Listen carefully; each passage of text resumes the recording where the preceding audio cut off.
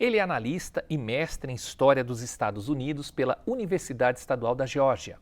Foi membro do programa de Democracia do Centro Carter e assessor de assuntos internacionais na Câmara de Representantes, também no estado da Geórgia.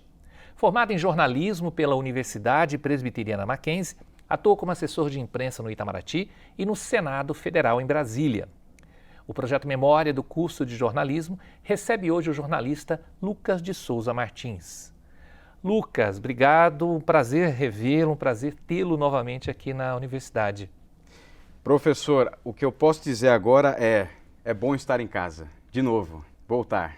Porque você teve uma trajetória aqui não só como estudante, mas também como estagiário nesse ambiente aqui, né? Aqui na TV, né? Foi nesse estúdio que eu comecei a minha vida profissional. Foi o primeiro emprego que eu recebi na vida, foi o Mackenzie, 2012. Comecei como estagiário na TV Mackenzie e fiz de tudo que você imagina no sentido de aprender sobre televisão, carregar cabos, assistente de produção.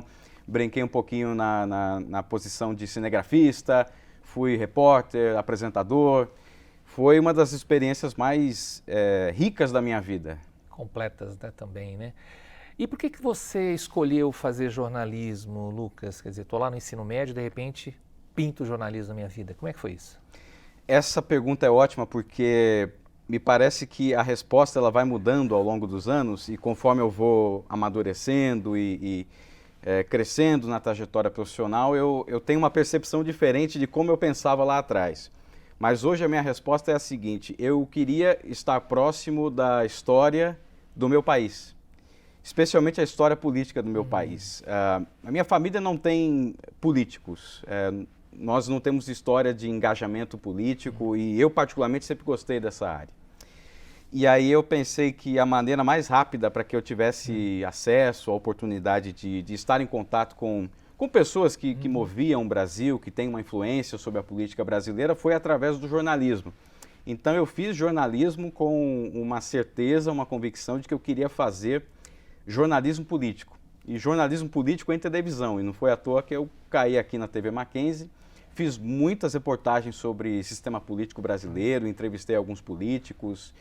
Então eu diria que a resposta tem a ver com essa vontade de estar próximo da história do meu país. E como é que você chegou ao Mackenzie, ao curso de jornalismo do Mackenzie? Bem, hoje, além de jornalista, eu também sou historiador. Então eu sempre analisava a história das instituições para que eu percebesse se eu tinha uma conexão, algo que pudesse gerar um vínculo forte. E com o Mackenzie foi isso. Quando eu cheguei para fazer o vestibular aqui no Mackenzie, eu olhei para o campus e falei, poxa vida, é exatamente isso que eu quero, né? A arquitetura e a história da instituição. O Mackenzie tem uma história de superação, né? O início da escola americana, que começou muito simples, na casa de um casal de missionários americanos, a primeira instituição do país a aceitar filhos de pessoas escravizadas, brancos, negros, estudando no mesmo espaço. A primeira reitora do Brasil veio do Mackenzie. Eu pensei, poxa, esse lugar aqui é especial e tem um significado especial para compartilhar. E aí achei que foi um casamento perfeito entre o Lucas e o Mackenzie. E até hoje sempre em contato com os meus colegas, meus professores. É uma honra estar aqui, é sempre bom voltar, é sempre bom estar nessa instituição, nessa casa, eu fico muito honrado. Como é que foram os seus anos na universidade? Como é que foi a sua trajetória aqui dentro? Eu vivi o Mackenzie muito intensamente, assim, desde o primeiro dia eu já tentei me vincular com as atividades do campus, com a capelania e acabei entrando de cabeça principalmente pelo meu estágio. Então o estágio ele me proporcionou ter uma experiência muito abrangente no Mackenzie, né? Quando eu estava na TV, nós fazíamos reportagens de todos os eventos do campus. Que semestre você estava quando você conseguiu o estágio? No terceiro semestre, foi muito cedo, né, na minha experiência mackenzista. Então, já no terceiro semestre, eu já passei a fazer a cobertura de uma série de eventos. Então, desde eventos do curso de matemática do Mackenzie, curso de economia, e em algum momento eu estava com o pessoal do curso de filosofia, o pessoal da teologia. Então isso me deu a oportunidade de conhecer um pouquinho mais sobre cada área, conhecer especialistas de áreas muito diferentes, conhecer aqueles que lideravam o Mackenzie na época, os reitores, os diretores acadêmicos. Então eu vivi uma experiência muito, muito profunda, né? Conheci os capelães, os pastores, reverendos, e foi essa oportunidade de não só estudar aqui, mas conhecer a fundo as pessoas que fazem o Mackenzie. Isso foi bem bacana. Você já falou no início que o seu interesse sempre foi político, você gosta muito de política até hoje e tal, mas naquela época, salvo engano, você ia fazer o jornalismo político, a disciplina chamada jornalismo político, por volta do 4º ou 5º semestre. Antes de chegar até isso, seus trabalhos eram mais ou menos direcionados à área de política? Todos eles. Inclusive, eu me lembro, e os meus contemporâneos vão se lembrar também, dos jornais laboratoriais que nós fazíamos. Então, nós tínhamos o Jornal Diretriz, o Jornal Acontece, o Jornal Comum. Então, todos esses diários, esses jornais que nós produzíamos sempre foram no começo da graduação. Então, logo no primeiro ano da graduação, eu já tinha participado da redação de pelo menos 2 jornais laboratoriais. E sempre nós tínhamos essa liberdade, né, de escolher as nossas pautas, de vender as nossas pautas.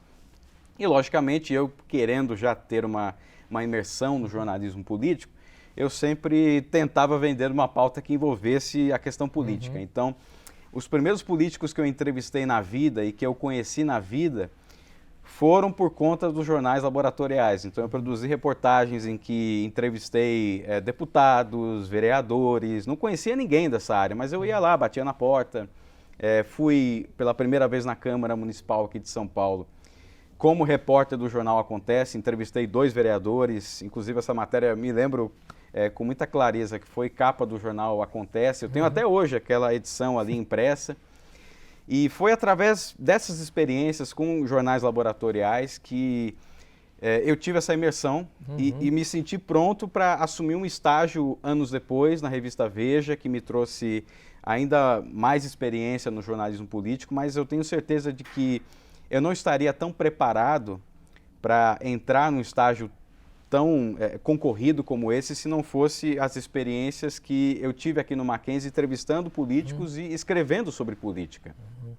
Em termos de disciplinas, em termos de conteúdo, em termos de contato, seja dentro da sala de aula ou extra classe, você colocaria algum diferencial que esse curso te trouxe? Olha, não só diferencial para a carreira jornalística, mas para a vida, porque...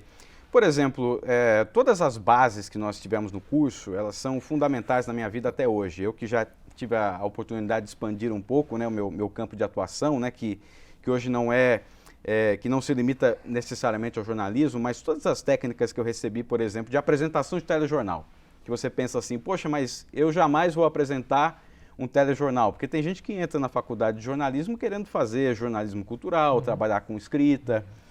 E aí, normalmente, nós pensamos assim, qual a importância de um conteúdo como esse que talvez eu não vou utilizar para a minha vida? Mas, por exemplo, com esse curso de apresentação de telejornal, a oportunidade de fazer um podcast na faculdade, tudo isso me deu uma base para desenvolver, por exemplo, a minha fala, a forma como eu coloco os meus discursos, a forma como eu falo na hora de preparar uma aula, de vender um projeto para alguma empresa que eu quero compartilhar um produto. Toda essa base, e muitas pessoas até hoje, né, me perguntam assim, poxa, qual é a sua base no sentido de como é que você se preparou para poder se colocar bem, para você ter uma boa colocação da sua voz? Eu digo, a base de tudo isso foi o jornalismo. Foi o jornalismo que me deu essa sedimentação, essas colunas, para que eu me sentisse confortável de estar diante de uma sala de aula, no momento que eu dou uma aula, diante de clientes que necessariamente querem ouvir aquilo que eu tenho a vender. Então, são vários pontos que eu aprendi ao longo da minha experiência de Mackenzie que estão comigo até hoje. As bases, por exemplo, dos cursos que nós estudamos sobre meio ambiente, filosofia, esse olhar que eu tenho hoje, né, do meu papel como profissional, diante da transformação social, tudo isso veio lá de trás, quando eu aprendi sobre a importância de ter um olhar empreendedor, que também aprendi aqui no Mackenzie, na disciplina de empreendedorismo. São bases que eu carrego por toda a minha vida, independentemente se eu sigo necessariamente uma carreira jornalística tradicional ou não. Essa base foi feita aqui. Eu sempre te achei muito formal, né? Desde muito jovem, desde o início da faculdade, na forma de tratar os professores, aquela coisa que... E na comunicação, às vezes, a gente é um pouco mais expansivo e tal. Você não se sentiu incomodado com o ambiente quando você chegou, assim? Até pela sua formação mesmo, que você trouxe de casa, né? Você não sentiu isso em sala de aula ou com os colegas? Eu acho que isso me transformou no sentido positivo, né? De ser um pouco mais informal nas relações, né? Até quando você faz um network, quando você quer conhecer gente que está no mercado, gente que está na área, e você não precisa ser formal o tempo todo. Você tem que ser humano, ainda mais quando você entrevista pessoas, né? As pessoas, quando conversam com você, quando você conversa não necessariamente com uma autoridade, mas com uma pessoa que está na rua, uma pessoa que está numa fila de um hospital público, uma pessoa que está tentando matricular a criança na escola. Se você tem uma abordagem formal, você não vai conseguir extrair dela aquilo que você deseja para uma reportagem, a dor que ela está sentindo por aquela situação. Então, essa abordagem informal dos professores, dos alunos, essa interação gostosa que a gente tinha na nossa rotina no Mackenzie, isso me ensinou muito na minha vida profissional, na convivência com as pessoas, na forma como eu interagia com os meus chefes, com os meus patrões, meus colegas de turma, colegas de trabalho, as entrevistas que eu fazia. Então, isso abriu um leque para mim, no sentido de que, para que você alcance certas coisas, a formalidade às vezes não se encaixa muito bem. Então, outra coisa que eu aprendi no Mackenzie, né, a importância de você conviver bem com pessoas, porque, primeiro, né, elas ensinam muito a você. Estou falando aí de professores, colegas, geral, entrevistados, de uma forma geral. Você aprende muito com elas se você desenvolve uma interação mais profunda.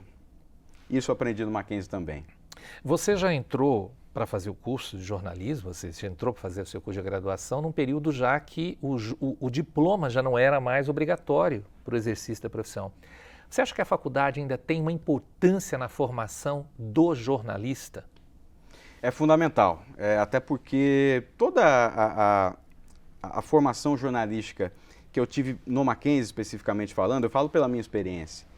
Por exemplo, a estruturação de um artigo jornalístico, né, de uma matéria jornalística, isso você aprende num curso técnico de uma forma rápida, isso não podemos discordar, mas qual é o papel social do jornalista? Para que estamos fazendo isso, né? Não se trata simplesmente de você sentar numa cadeira, entrevistar 2 ou 3 pessoas, digitar um texto e aí você conclui o seu trabalho. Na verdade, se trata de algo que vai muito além disso. O papel da imprensa no Brasil, nas relações internacionais, né? Qual é o nosso objetivo, qual é o nosso trabalho e por que fazemos esse trabalho? Então, a formação de jornalista, o curso de jornalismo me deu essa visão, né? da importância de ter um olhar social naquilo que você faz, de ouvir todos os lados, aqueles que são mais excluídos, os cantos da cidade que são excluídos das páginas,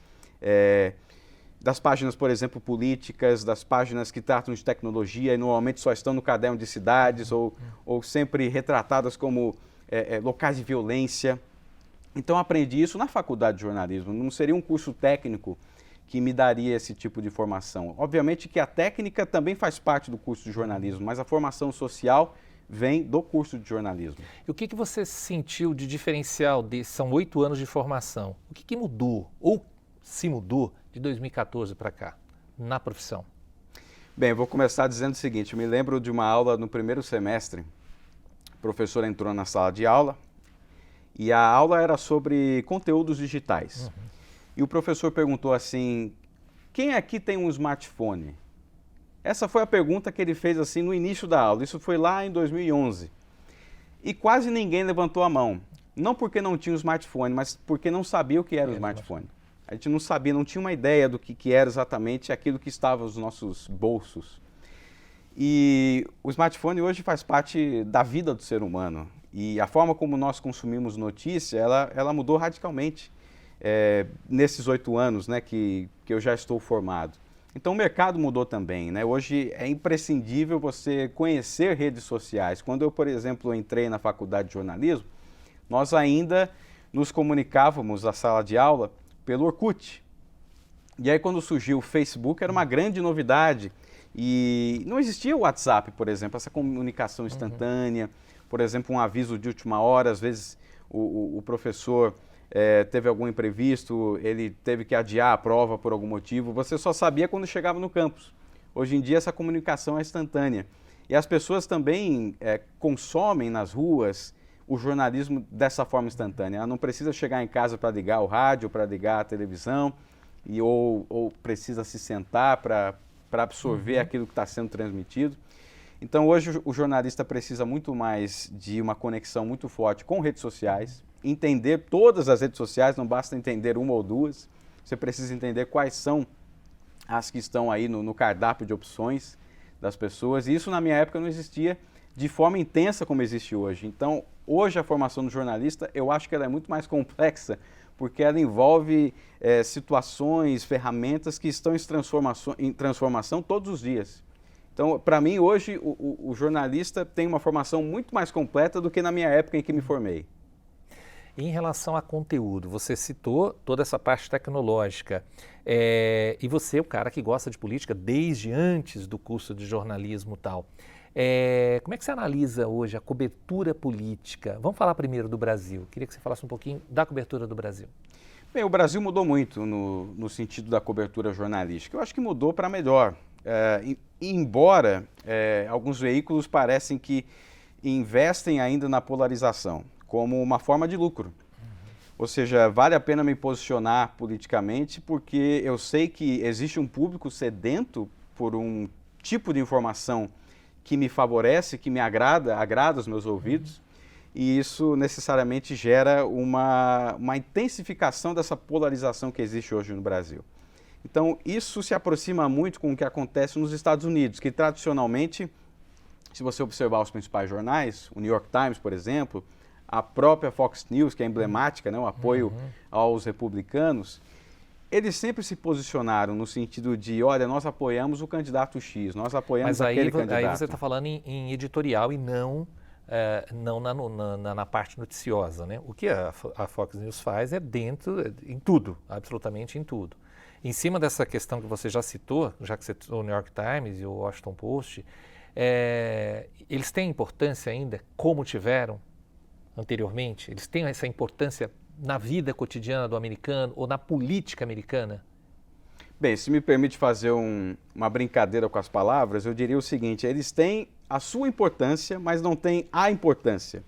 A importância no sentido de que eles tinham um certo monopólio de promover e de compartilhar informação sobre o que acontecia na Casa Branca, no Congresso, nas cidades.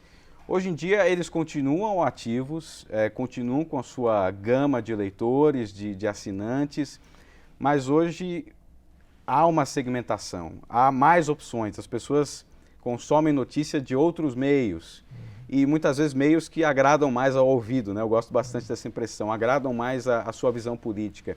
Então eles têm a sua importância porque tem uma parcela de ouvintes, de assinantes que são fiéis àquelas plataformas, mas não a importância que tinham anteriormente no sentido de ter o monopólio da informação. Muitas vezes as pessoas tinham acesso ao que acontecia, por exemplo, no Watergate, apenas por 3 ou 4 jornais. Hoje em dia, naquelas sessões em que se discute, né, o que aconteceu no dia 6 de janeiro, na invasão ao Capitólio, as pessoas têm acesso à mesma informação de diversas fontes diferentes. Imediatamente. Então, imediatamente. E elas podem ouvir através do rádio, da televisão, do YouTube, das redes sociais, pelo WhatsApp também, que cresce cada vez mais nos Estados Unidos, as pessoas compartilham a informação por lá. Então, esses jornais tradicionais continuam com a sua relevância, mas não com a relevância que tinham antes. Onde você estava no dia 6 de janeiro? Eu estava em Atlanta. Eu me lembro com muita clareza do dia em que tudo isso aconteceu, porque o estado da Geórgia, que fica, né, a cidade de Atlanta, estava num momento muito crucial, porque nós estávamos para eleger 2 senadores, então havia se concluído a eleição presidencial e estávamos ali, eu era voluntário de uma campanha a senador por lá, então nós estávamos ali trabalhando intensamente, com a expectativa, né, de que os senadores fossem vencer. E aí nós interrompemos de forma abrupta a campanha para observar o que estava acontecendo ali.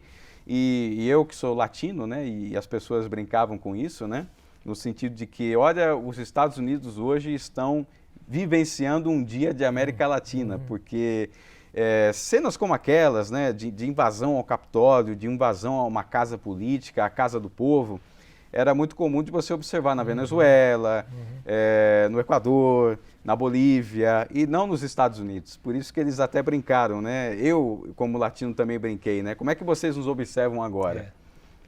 Porque parece que agora nós somos um pouco mais similares do que pensávamos. Então foi esse tipo de vivência que eu tive naquele momento. Você sabe que a Globo News fez uma cobertura, uma repórter que faz a Washington, né, Raquel Krahenbuhr, assim, fantástica. Estava dentro, né? E aquela história, sem desligar a câmera, tirou toda a formalidade da cobertura, né?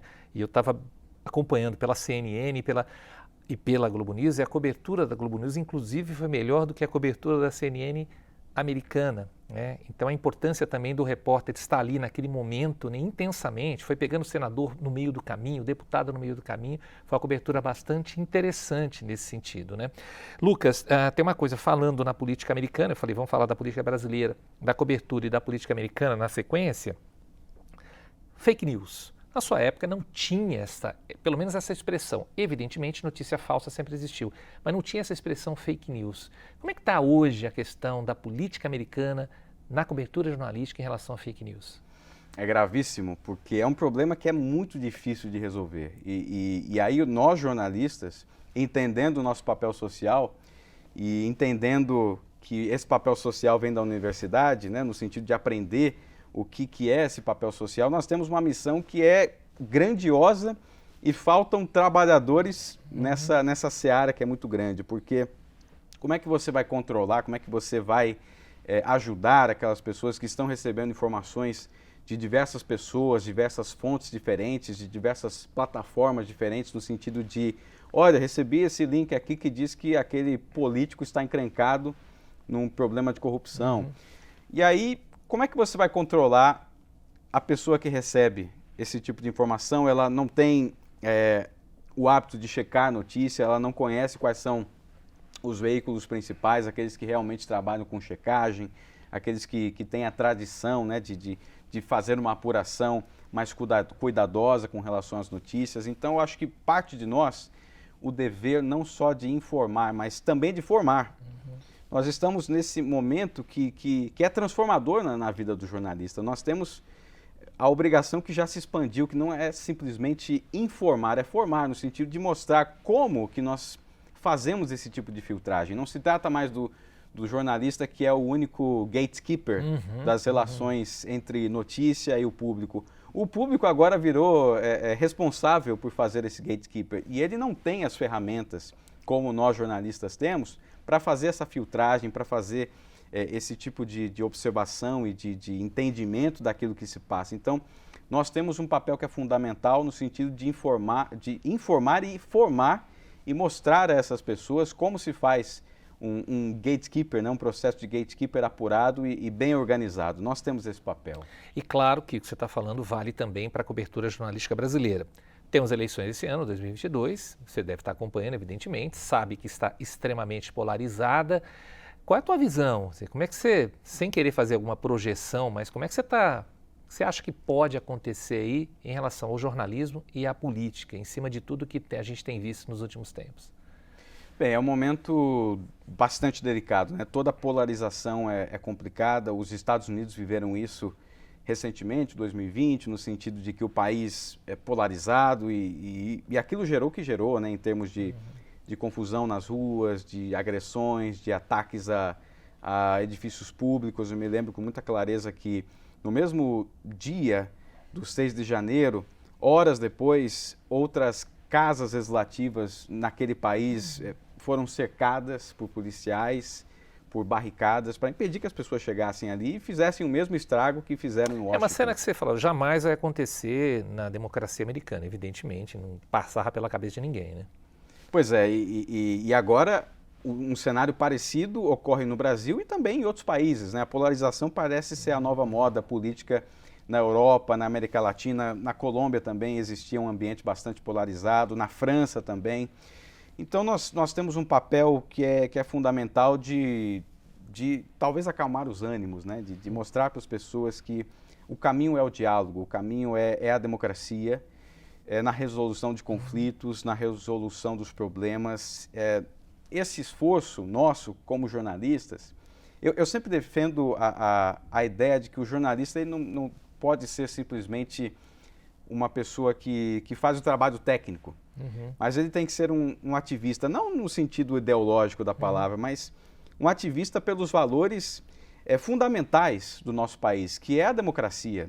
Não dá para discutir um outro sistema além da democracia. E aí, dentro desse quadro chamado democracia, nós discutimos o que é melhor para o nosso país, no sentido assim, de entender qual que é o melhor modelo econômico. É o que a direita propõe, é o que a esquerda propõe, o que o centro propõe.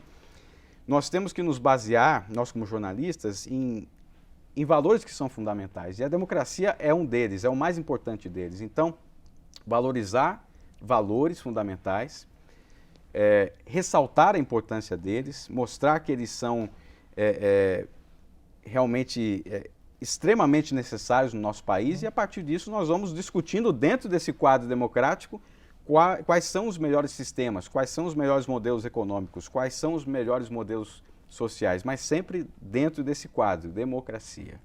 Lucas, saindo um pouquinho do jornalismo, mas não tão fora do jornalismo assim, eu queria que você falasse um pouquinho de um assunto que é bastante pertinente a você, que é a questão do racismo. Você trabalhou nisso nos Estados Unidos, você trabalhou num estado que tem, né, uma questão muito forte em relação ao racismo, né? Conta isso pra gente, como é que isso está nos Estados Unidos hoje? Bem, eu morei no estado da Geórgia, que é um estado que fica ali no sul dos Estados Unidos, e o estado da Geórgia tem um histórico de racismo muito intenso. Não foi à toa que Martin Luther King, o John Lewis, dois líderes muito notáveis, né, nessa luta social, saíram desse estado, da Geórgia, por conta de todo o movimento, de toda a segregação que existia ali, principalmente até o final dos anos 60. Mas posso dizer que existiram transformações que foram reconhecíveis, notórias, mas até hoje, se você analisar, por exemplo, quem tem acesso à educação nos Estados Unidos, né? Quais são os grupos sociais que têm acesso à saúde, por exemplo? Não existe saúde pública nos Estados Unidos. As pessoas precisam pagar para usar um hospital. E quem são as pessoas que mais sofrem com a falta desse serviço fundamental que é a saúde pública? São as minorias, são os negros, são os latinos, as pessoas de origem asiática.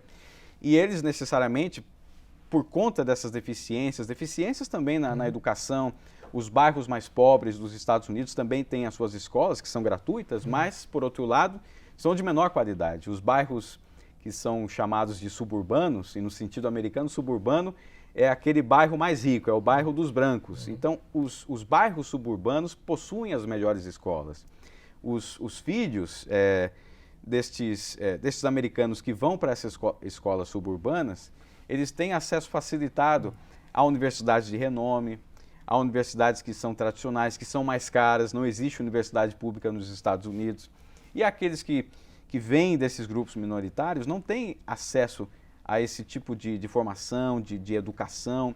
Então existe uma deficiência que se prolonga até os dias de hoje, e nós que fazemos parte desses grupos minoritários nos Estados Unidos, porque quando chegamos lá somos latinos.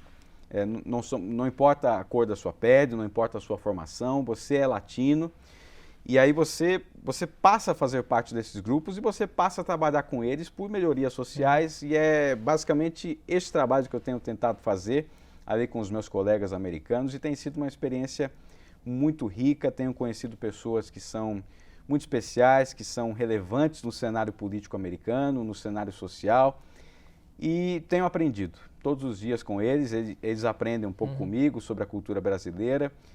Eu amo aquele país, amo a experiência de estar lá, compartilhando e vivendo a história. Continuamos aprendendo sempre, né? Lucas, tem uma pergunta chavão que eu tenho que fazer para você sempre, né? Para a gente encerrar, nem diria conselho, mas uma dica para quem está no início do curso de jornalismo. Eu diria o seguinte: bata nas portas. Não importa se você não conhece ninguém. Eu comecei a carreira de jornalismo, não só a carreira, mas a faculdade de jornalismo. Eu não conhecia nenhum jornalista que era da minha família, ou que fosse amigo da minha família, ou que fosse amigo pessoal. Eu comecei por mim mesmo. E comecei a bater nas portas, conversar com pessoas, fui até redações, coloquei a cara ali, me apresentava e começa a enxergar também os seus professores, os seus colegas de turma, como seus colegas de trabalho, porque são eles que vão conectar você com pessoas, os seus colegas de turma vão, em algum momento, te ajudar a conseguir um estágio. Eu consegui um estágio através da ajuda de uma colega de turma. Foi ela que me indicou para entrar, por exemplo, no estágio na revista Veja, que com certeza me trouxe grandes benefícios, né, profissionais, de carreira. Então, bata nas portas, invista no network, se conecte com pessoas e não pare de lutar, porque você vai bater nas portas, algumas vão fechar, mas eu garanto a todos que nos assistem, né, que algumas vão se abrir e aí parte da gente aproveitar cada uma delas que se abrem. Lucas, muito obrigado, foi um prazer falar com você. Obrigado pela sua presença aqui. Você Obrigado, sabe que o Mackenzie está sempre aberto, né, para receber alunos como você, ex-alunos, mas mackenzista, para bater esse papo e trazer novas informações e ajudar também na formação dos nossos alunos. É bom estar em casa, professor, e uma vez mackenzista, sempre mackenzista. É assim que eu me sinto. Eu também. Muito obrigado, Lucas. E o nosso muito obrigado também a você que nos acompanhou até aqui. Até o próximo episódio do projeto Memória do curso de jornalismo.